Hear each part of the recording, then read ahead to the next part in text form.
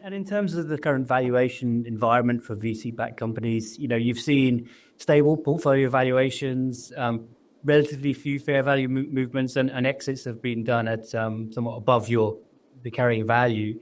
Yeah, can you discuss the valuation environment that you're seeing at the moment?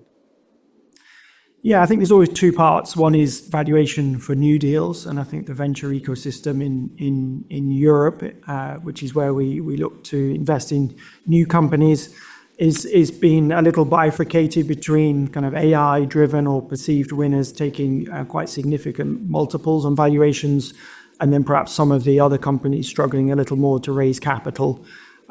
Through 24, we probably saw that picture improving. We saw more VC funds raising new capital sources, and I think into 25 we'll see that unwinding somewhat. VC is because of its long-term nature is very much correlated to interest rates as well, so we see kind of macro swings playing a significant factor in the perception of interest rates, but then that feeds through to the perception of valuation multiples.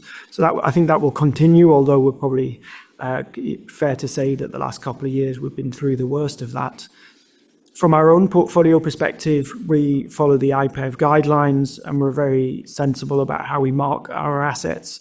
We're slow to move them up in terms of increasing value, and we're ensuring that we move them down in advance when we're starting to see that the companies may not be hitting some of their proof points that we'd want to see.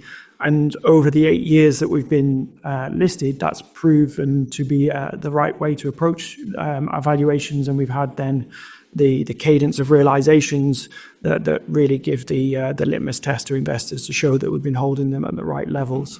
And so I'm happy with the way that we've moved the assets up, and I'm happy with the way that we've subsequently moved them down if they haven't hit their targets. And I think we've been able to demonstrate to investors that we've been very sensible about those marks.